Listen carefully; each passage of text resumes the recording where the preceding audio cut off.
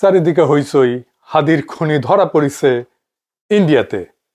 হাদির মৃত্যুর ঘটনা বাংলাদেশের জন্য খুবই গুরুত্বপূর্ণ, কিন্তু প্রশ্ন হইতেছে আসলেই কি ধরা পড়িছে হাদির খুনি?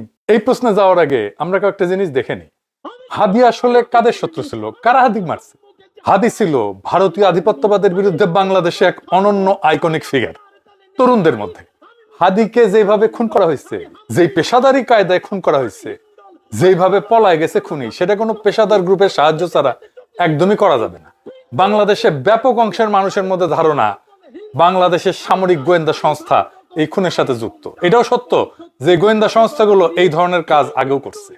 এরা ধোয়া তুলসী পাতা না, এরা অপরাধী দুর্বৃত্ত সংগঠন, এবং এই ধরনের অপরাধমূলক কাজ করতে তারা সিদ্ধহস্ত। এদের পর পর 5 জন প্রধান আজকে খুনের দায়ে পলাতক। ওসমান হাদির খুনি পলা ইন্ডিয়া চলে গেছে, এটা প্রমাণ করার জন্য ওয়াগারের পোত বালক মরিয়া হয়ে গেছিল। এমনকি তাদের ইন্ডিয়ার ছবি সে পোস্ট করে প্রমাণ করার চেষ্টা করে ইন্ডিয়া পলায় গেছে। ওর কাছে ছবি কেমনে আসলো? যাই হোক, আজকে হাদির খুনি ধরা পড়ছে। ধরা পড়লে তো খুবই আনন্দের কথা। এইবার তাহলে হাদির হত্যার বিচার হবে। এটা যদি জাতীয়ভাবে এত গুরুত্বপূর্ণ একটা হত্যাকাণ্ড হয়, তাহলে গ্রেপ্তারের বিষয়টা কেমনে ডিল করা উচিত ছিল সরকারের, আর কেমন করে ডিল করা হয়েছে, এটা একটু আমরা খোঁজ করে দেখি। অবাক হয়ে যাবেন পুরো বিষয়টা জানলে। আসেন আমরা হাদির হত্যাকারীর গ্রেপ্তারের বিষয়ে কি কি অসঙ্গতি আছে সেটা দেখি, তারপর আপনারাই বিচার করেন, নিজের বিবেক বুদ্ধি দিয়ে বিবেচনা করে দেখেন আসলেই হাদির হত্যাকারী ধরা পড়ছে কিনা, বা এইটা কোনো সাজানো ঘটনা কিনা।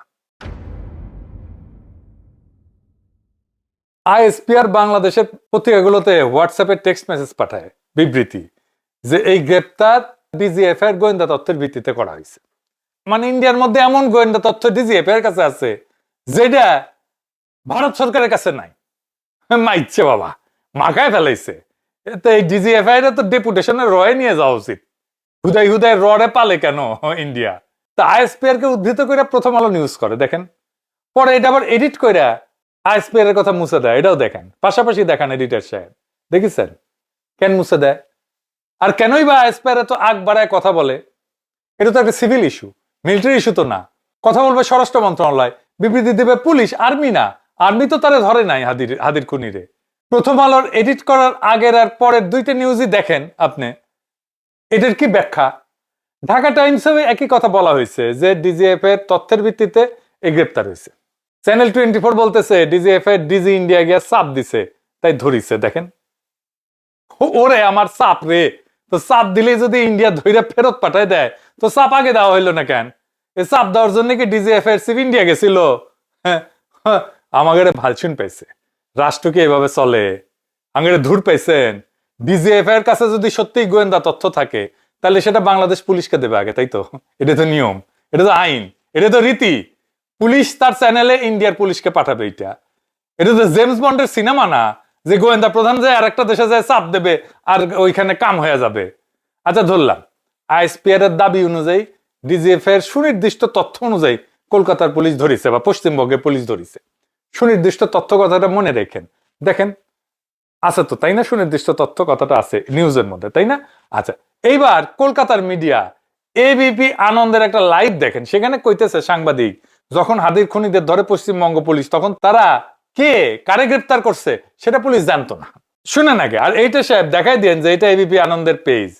এবং সেই মতো সেই খবর পাওয়ার পর দুজনকে প্রথমে আটক করে, কিন্তু প্রথমে যারা জানতে পারেননি যে এরা কারা, তাদের দুজনকে আটক করার পর যখন জানতে পারেন বেঙ্গল পুলিশ এসটিএফ, কারণ ইতিমধ্যে তাদের ছবি সার্কুলেট করা হয়েছিল, বিভিন্ন জায়গায় জানানো হয়েছিল, সেখান থেকে জানা যায় যে এই দুজন আর কেউ না, এই দুজন হচ্ছে একেবারে ওসমান হাদি খুনের ঘটনায় যে প্রধান দুই অভিযুক্ত, যার মধ্যে ফয়জাল করিম মাসুদ, যার বাড়ি বাংলাদেশের পটুয়াখালীতে, ফয়জালের ডাকনাম রাহুল, অন্যদিকে আলমগীর হোসেন, যার বাড়ি বাংলাদেশের ঢাকাতে। শুনিছেন, দেখেছেন? সুনির্দিষ্ট তথ্যের ভিত্তিতে ধরলো আর তাদের পরিচয় জানে না। এটা কিছু হইল? আমাদের ধূর পাইছেন, ভালসুন ভাবিছেন। তারপরে আসিফ নজরুল বিএনপির মিডিয়া সেল এআই জেনারেটেড ছবি দিয়ে স্ট্যাটাস মারা শুরু করলো, দেখেছেন? একই রকম কেমনে কি? আর এক আছে বাটপাট টাকলা সাদি, চেনেন না? চেনেন না? আরে বাপরে, এদের তো চেনা দরকার। এটা বিশাল বিশাল জ্ঞানী ব্রেনটি মানুষ আর কি, পুরাই নলেজ আর কি, বুঝছাও? হুই এত বড় বাটপার, আন্তর্জাতিক মানের বাটপার। ও প্রতারণার দায়ে গ্রেফতার হয়েছিল, জালিয়াতির দায়ে, বিএনপি নেতা। হ হ। এই বাটপার খালেদা জিয়ার উপদেষ্টা ছিল, মানে ক্যাঙ্কা মানুষকে উপদেষ্টা বাড়াইছিল 2015 সালে। সে আমেরিকার 6 জন কংগ্রেসম্যানের স্বাক্ষর জাল কইরা একটা বিবৃতি তৈরি করে, সে বিবৃতি আবার গণমাধ্যমে পাঠায়। ধরা পড়ার পরে চারিদিকে সিসি ওঠে। খালেদা জিয়া এটা জানাপত্র সংবাদ সম্মেলন করে বাটপারকে বিএনপি থেকে বহিষ্কার করে। দুনিয়ার সকল কুচি বুড়া স্বীকৃত শিক্ষানবিশ সকল বাটপার বিএনপির ছায়াতলে জড়ো হইতেছে। হে আলহামদুলিল্লাহ, হ্যাঁ, ঘন হয়ে আসেন সকলে, জড়ো হয়ে আসেন সকলে। হাসিনার মতো আরেক ফাঁসিবাদ কায়েম করতে সকল বাটপার বিএনপিতে যোগ দিন, দেরি করলে লেট হয়ে যাবে। এই বাটপার সাদি তার টাকলা নাম দিছে নাকি? তুই তুই বিশ্ব বাটপার, তোরে কে টাকলা নাম দিছে? তুই তো এক্সপোর্ট কোয়ালিটির বাটপার, তাই এক্সপোর্ট করেছি তোরে। আমি দেশের পিল্লে একটা ইনস্টিটিউট করবো, বাটপার সাদি ইনস্টিটিউট অফ ক্রিটিক্যাল বাটপারি। আর তোরে আমি ওই ইনস্টিটিউটের ডিল বানাবো, ডিন ডিন ডিন। তুই পিএইচডি করাবো সয়াবিন পিল লোকদের। তোর মতো বাটপারি প্রতিভা এত সহজে নষ্ট হয়ে যাইতে দেওয়া উচিত না। শালা টাকলা টাকলা বাটপারের বাটপার, শালা জাউরার জাউরা। যাই হোক, হাদির হত্যাকারী ধরা পড়লে তাকে বিচারের আওতায় আনলে তো বাংলাদেশের আবাল বৃদ্ধ বনিতা খুশি হবে, তাই না? কিন্তু গভীরভাবে চিন্তা করলে আপনি এই সংবাদগুলোতে বেশ কয়েকটা অসঙ্গতি দেখবেন, যা বলছি তার বাইরেও আছে। আসেন আমি অসঙ্গতিগুলো ধরাই দিতেছি। ডয়েসে ভেলের সংবাদে বলা হয়েছে হাদির হত্যাকারীকে আদালতে তোলা হয়েছে। শুনেন আগে। রাহুল ওরফে ফায়জাল, করিম মাসুদ এবং আলমগীর হোসেন বাংলাদেশে ওসমান হাদিকে খুন করে মেঘালয় মারফত বাংলাদেশ থেকে ভারতে আসেন। শনিবার রাত্রে পশ্চিমবঙ্গ রাজ্য পুলিশের এসটিএফ বনগাঁ অঞ্চল থেকে এই দুই অভিযুক্তকে গ্রেপ্তার করেন।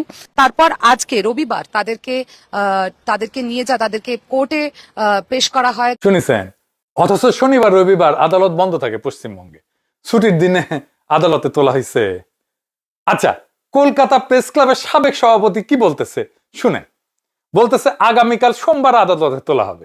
অনেকদিন ধরেই বাংলাদেশ ওসমান হাদির হত্যাকারীকে খুঁজছিল এবং তাদের যদি আজকে ভারত পশ্চিমবঙ্গের পুলিশ গ্রেপ্তার করে থাকে সেটা নিঃসন্দেহে একটা ইতিবাচক দিক। তবে যেটা শুনেছি সেটা হচ্ছে, যেহেতু আজকে রবিবার, আগামীকাল সোমবার আদালত খুললে এদের আদালতে প্রডিউস করা হবে, অর্থাৎ আদালতে পেশ করা হবে। শুনেছেন? তাহলে তারা আদালতে তোলা হয়েছে নাকি হয় নাই বলেন তো? বাংগু মিডিয়া তো তারে রিমান্ড মঞ্জুরের খবর ছাপিছে, দেখেছেন? কি কইবেন? এইবার আসেন পরের অসঙ্গতি। পশ্চিমবঙ্গ পুলিশের একটা ওয়েবসাইট আছে, তাদের সব নিউজ প্রেস রিলিজ এখানে আসে। সেই সাইটে কিন্তু এই গ্রেপ্তারের খবর নাই। আসেন এর পরের অসঙ্গতি ধরি। কলকাতা পুলিশের প্রেস রিলিজ হিসেবে এই কাগজটা প্রচারিত হয়েছে। এটা কোনো প্যাড নাই, কারো সিগনেচার আছে, সিগনেচার নাই, কারো নাম আছে, নাম নাই। এমন একটা কাগজ তো যে কেউ বানাইতে পারে, তাই না? প্রিন্ট করে নিতে পারে, আমি আপনি সবাই পারে। তো তাইলে এটারে কেন ধরে নিতে হবে যে এটা কলকাতা পুলিশ পাঠাইছে? মানে আপনি যে এটা যে কলকাতা পুলিশটা বলবেন যে আপনি এটা পাঠাইছেন, তার তো একটা নাম থাকবে, তাই না? ভেরিফায়েবল হইতে হবে তো একটা এভিডেন্স, তাই না? এটা ভেরিফায়েবল এভিডেন্স। আচ্ছা, এর পরের অসঙ্গতি আসেন। প্রথম এই নিউজটা আসে এএনআই থেকে, আমি সেটা শেয়ারও দিছি ফেসবুকে। এই এএনআই হইতেছে বিজেপির একটা স্বীকৃত প্রোপাগান্ডা মিডিয়া। আপনি দেখেন এটা নিয়ে প্রচুর নিউজ আছে ইউরোপ আমেরিকায়। এই এএনআই কেন এটা দিল? এরপরে অসঙ্গতি আসেন। কোন মিডিয়া কলকাতা পুলিশের কোন মুখপাত্রের সূত্রে কিছু বলছে? বলেনি। কলকাতা পুলিশের কোন দায়িত্বশীল এই মর্মে কথা বলছে? বলেনি। তাইলে সবাই হুদাই লাপাইতেছে কেন? আচ্ছা, এই যে এনডিটিভির এই সংক্রান্ত তার নিউজে নিচে একটা ডিসক্লেমার দিছে। তারা বলছে এটা একটা সিন্ডিকেটেড নিউজ। দেখেছেন? দেখেন কেন এই ঘটনাকে সিন্ডিকেটেড নিউজ বানাইতে হলো। সিন্ডিকেটেড নিউজ মানে ন্যারেটিভ তৈরি করার জন্য ব্যবহার করা হয়। আপনারা দেখছেন না, একই খবর অনেক মিডিয়ায় ছড়াইতেছে, একই টাইটেলে, একই কন্টেন্ট। এটা হইতেছে সিন্ডিকেটেড নিউজ। রাষ্ট্র যখন সত্য বলার বদলে গল্প বানায়, তখন অসঙ্গতি হয়ে যায় সবচেয়ে বড় প্রমাণ। এটা মানে বুঝলেন না? আচ্ছা শোনেন, ধরেন একটা ঘটনা যদি সত্যি হয়, তখন সাধারণত তথ্যগুলো পরস্পরের সাথে মিলে যায়। যখন একটা গল্প বানানো হয়, তখন সে গল্প ধরে রাখতে গিয়ে অনেক জায়গায় ফাঁক তৈরি হয়ে যায়। সে ফাঁকগুলোকেই আমি অসঙ্গতি বলছি। আমি অসঙ্গতিগুলো দেখা দিলাম। সত্যিকারের ঘটনার বৈশিষ্ট্য হইতেছে, যদি ঘটনা সত্যি হয়, তাহলে সাধারণত দেখা যায় বিভিন্ন সূত্রের তথ্য প্রায় একই থাকে, টাইমলাইন পরিষ্কার থাকে, সরকারি বিবৃতি, পুলিশ, মিডিয়া সব জায়গায় একই কথা থাকে। ডকুমেন্ট বলেন, প্রেস রিলিজ বলেন, আদালত বলেন, সবকিছু স্বাভাবিক নিয়মে হয়। অর্থাৎ ঘটনার ভিতরে স্বাভাবিক একটা ধারাবাহিকতা আছে। কিন্তু গল্প বানাইলে কি হয়, যদি আগে সিদ্ধান্ত না হয় যে ন্যারেটিভটা চালাইতে হবে, তখন সমস্যা হয়। তখন এক এক মিডিয়া এক এক কথা বলে, টাইম লাইন মেলে না, এক একজন এক এক রকম কথা বলে, ডকুমেন্ট অদ্ভুত লাগে, কে কথা বলবে সেটা পরিষ্কার থাকে না। এই ছোটখাটো ফাঁকগুলো হইতেছে অসঙ্গতি। এই অসঙ্গতি কেন গুরুত্বপূর্ণ? অসঙ্গতি গুরুত্বপূর্ণ কারণ এগুলো দেখায় যে ঘটনার বর্ণনা স্বাভাবিকভাবে তৈরি হয়নি, ন্যাচারালি তৈরি হয়নি, অর্গানিক্যালি তৈরি হয়নি। দেখেন এক্সাম্পল, উদাহরণ, পুলিশ জানে না তারা কাকে ধরতেছে, এবং সেই মতো সেই খবর পাওয়ার পর দুজনকে প্রথমে আটক করে, কিন্তু প্রথমে যারা জানতে পারেননি যে এরা কারা। নিউজেই দেখলেন তো। কিন্তু অন্য দেশে বলা হইতেছে সুনির্দিষ্ট তথ্যের ভিত্তিতে ধরা হয়েছে। দুইটি একসাথে তো সত্য হইতে পারে না, এখানে অসঙ্গতি। যে কোনো তদন্তে এই পদ্ধতি কিন্তু ব্যবহার করে, পুলিশ ব্যবহার করে, ক্রিমিনাল ইনভেস্টিগেটররাও এটা ব্যবহার করে। তদন্তকারী প্রথমে খোঁজে টাইম লাইন কোথায় ভাঙছে, কার বক্তব্য বদলাইছে, কোন তথ্য অন্য তথ্যের সাথে মেলে না, এই অসঙ্গতিগুলো ধরে ধরে ধরে ধরে সত্য বের করা হয়। তাই কোনো পক্ষ যদি সত্য না বলে একটা গল্প তৈরি করে, তাহলে সেই গল্পের মধ্যে অনেক জায়গায় ফাঁক থাকবে, কথা মিলবে না। আর সেই না মেলা জায়গাগুলাই মানুষকে বুঝতে সাহায্য করে যে ঘটনার ভিতরে কিছু গোপন করা আছে। এরপর আর একটা ইন্টারেস্টিং জিনিস বলি, ডিজিএফ এর সুনির্দিষ্ট তথ্যের ভিত্তিতে যদি ধরা হয়ে থাকে, তাইলে দেখেন ডয়েচে ভেলে বলতেছে তারা বাংলাদেশে ঢোকার প্রস্তুতি নিচ্ছিল। শোনেন আগে। তারা চেয়েছিলেন এই বনগা থেকে আবার সীমান্ত পার হয়ে বাংলাদেশে ফিরে যেতে।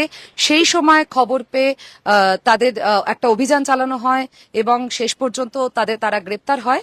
শুনিছেন, ধরেন সাধারণ স্বাভাবিক কাণ্ডজ্ঞান এখানে প্রয়োগ করেন। স্বাভাবিক কাণ্ডজ্ঞান কি বলে, বাংলাদেশি পুলিশ তো ঠাসি খায় আমাদের বর্ডারের মধ্যে বসে থাকবে, ও নিজে নিজে বর্ডার পার হলে ক্যাক করে ধরবে, এটাই তো সহজ। এখন তো নানা আন্তঃরাষ্ট্রীয় প্রোটোকলের মধ্যে দিয়ে যাইতে হবে, কেন বাংলাদেশে ঢোকার পরে ধরলো না? সে যদি বাংলাদেশে ঢুকবে প্রস্তুতি নিয়ে থাকে, তাহলে সে ঢুকুক আস্তে আস্তে, আমরা ধরি, কোনো গ্যাঞ্জাম নাই। কলকাতার মধ্যে কেন ধরতে হবে, ইন্ডিয়ার মধ্যে কেন ধরতে হবে? তবে কলকাতা প্রেস ক্লাবের সভাপতি কথা একটা হিন্ট আছে, সে বলতেছে এটা দুই দেশের সম্পর্কের উন্নয়ন হবে। শোনেন। আজকে প্রথম ধরা পড়ে একটা বড় সাফল্য আমি বলবো, এবং নিঃসন্দেহে এটা ভারত বাংলাদেশের সম্পর্কের ক্ষেত্রে একটা গুরুত্বপূর্ণ ভূমিকা পালন করবে। তার মানে এই ধরার গল্পটার মধ্যে একটা এজেন্ডা আছে, থাকতেই পারে দুই দেশের সম্পর্ক উন্নয়নের একটা চেষ্টা। তাই এত নাটক। একটা জিনিস ভালো হয়েছে যে ফয়সালকে বের করতেই হবে, তারা গ্রেপ্তার দেখাইতেই হবে। কিন্তু এই প্রশ্ন রেখেই গেলাম, কেন এত অসঙ্গতি তার গ্রেপ্তারের?